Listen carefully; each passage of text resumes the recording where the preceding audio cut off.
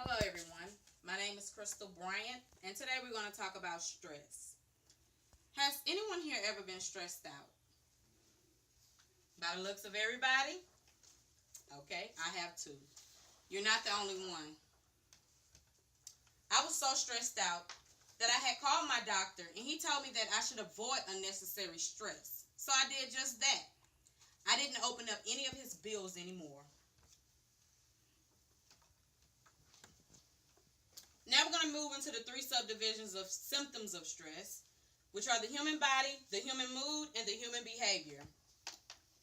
The human body consists of chest pains, which are pressure in the chest, headaches, which are pain in the head region, muscle tension, and fatigue.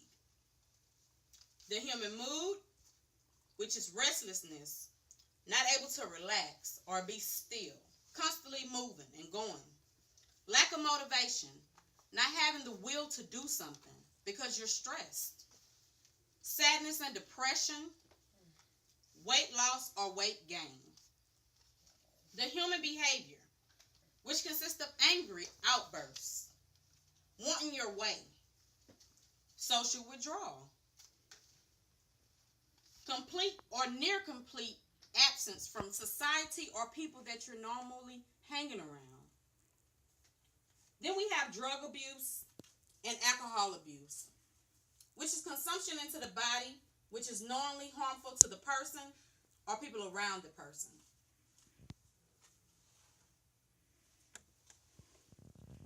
These are some pictures to the symptoms of stress. When you're stressed, you may have looked like one of these people here on these pictures. Even children are stressed at school. And if you didn't know, stress is dessert spelled backwards. This could be a reason why we eat when we stress. Now we're going to move into the stress hormones. We have adrenaline, cortisol, and epinephrine and norepinephrine. Adrenaline is the fight or flight hormone. It is produced by the adrenal gland after receiving a message from the brain that a stressful situation has presented itself. Cortisol is a steroid hormone which is produced by the zona fasciculata of the adrenal gland or adrenal cortex, which is located to the superior of each kidney. Cortisol is also the public enemy. It interferes with learning and memory. It lowers immune systems and functions and bone density. It increases weight gain, blood pressure, cholesterol, and heart disease. Too much cortisol could build up and it could cause destruction on your mind and body. Epinephrine and norepinephrine is a hormone and a neurotransmitter. It's produced by the medulla of the adrenal gland. This hormone is associated with the energy and excitement also. It also triggers mobilization of glycogen reserve and accelerates the breakdown of glucose to provide ATP. Also, it forces the cardiac muscle to contract. The cardiac muscle is the muscle of the heart. These are some pictures to show the adrenal glands and where they sit. The adrenal glands sit on top of each kidney. These are your kidneys. This is a transverse section of the adrenal gland, and this is a microscopic section of the adrenal gland. How to relieve stress. As you can see, these are some ways to relieve stress.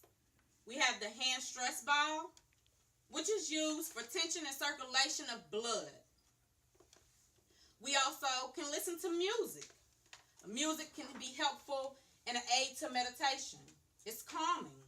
Chewing bubblegum reduces cortisol levels, and meditation is also a natural form of relieving stress, pondering, reflecting, and concentration. It helps with your concentration. As you can see, everything here that we have talked about is related to stress. And stress is a good and a bad thing. This is why people say sometimes it's good to stress, but only when you should. Are there any questions? Yes, I have a question. Yes. What is glucose and ATP? Glucose is a simple sugar, and ATP is a molecule that holds the energy used for our everyday activities. Any other questions? How does stress affect the immune system? Stress affects the immune system by suppressing the immune system functions, in which the immune system no longer adapts, but it wears away when you use too much of its energy for the wrong reasons while you're stressing for nothing sometimes. Next question. What is the medulla? The medulla is the core of the gland, which I showed you in the slide. Any other questions? Yes. What is the adrenal gland? The adrenal gland, this gland helps regulate the metabolism, and it helps your body respond to stress. It has aldosterone, which controls blood pressure within your blood circulation. Any other questions? Well, this will conclude our presentation. And these are the references. If anyone would like to go back and look up anything that we talked about today in this segment. We have Block JP, which is of psychosocial stress and change in weight among us adults. We have Collinwood J, which is the power of music to reduce stress. We have Danelet, a general propensity to psychological distress effects. We have Keller A, which is a writer. The perception that stress affects health, does it matter? And Novist, what is stress and how to deal with stress?